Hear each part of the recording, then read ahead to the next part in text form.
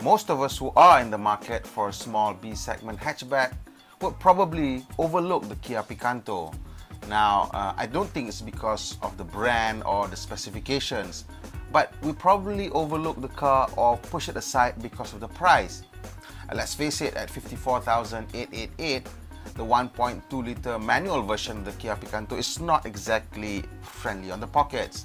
If you want an automatic transmission, the price goes up another 5,000 to 59,888, and that is a lot of money for a small B-segment car. In Malaysia, Kia has found itself in a rather unique situation.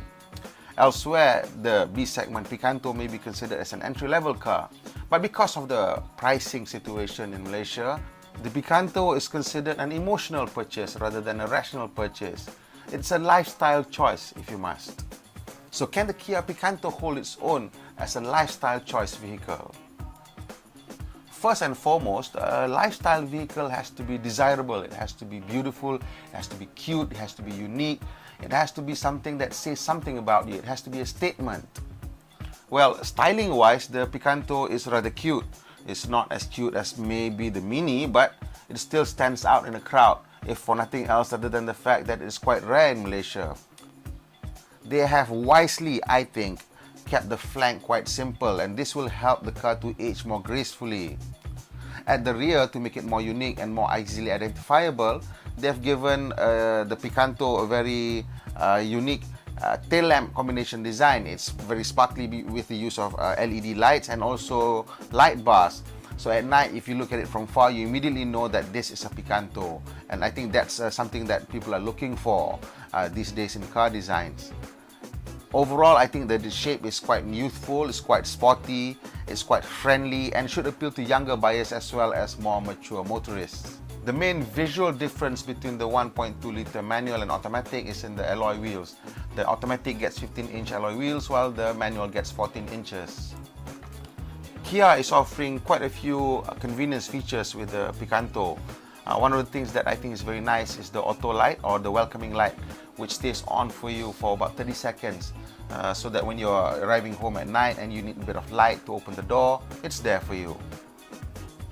You also get electric folding mirrors, which is also electrically adjustable and comes with an LED side repeater. A good city car should combine compact dimensions, good looks, and, this is very important, a spacious cabin. I think Kia has done a rather decent job with the Picanto. They've given the car, although it's small from the outside, a rather spacious feeling cabin. One of the most important key to that success is the dashboard, which is rather simple and falls away from the driver and doesn't intrude into the passenger space too much. They've also spent a decent amount of time sorting out the ergonomics. And you know this because the aircon and radio controls are easily reached by both driver and passenger. Yes, we know that the aircon and radio controls are not considered essential controls, but if the engineers and designers had put enough effort just to make them easy to reach and intuitive to operate, then I think it's a safe bet to assume that all the other controls have also been ergonomically sorted out, and they are well sorted out. We spend most of our time in the city being stuck in traffic jams or at least driving slowly in traffic congestions. And we need something to keep us amused, keeping us entertained. A good radio is quite critical in a city car. And the Picanto comes with a decent sound system. The radio has a CD player, it is MP3 capable, and has Bluetooth connectivity. And I do want to mention something about the Bluetooth connectivity. It connects very quickly. With an iPhone, it takes less than 3 seconds most of the time, 5 seconds at the longest. And I think that is an important feature because it annoys me, and I know it annoys quite a lot of other people as well, if the Bluetooth takes forever to connect. A good city car should make life in the slow lane very bearable, if not fun. One of the ways that Kia has made the effort to make life in the slow lane rather bearable is by giving it electric power steering.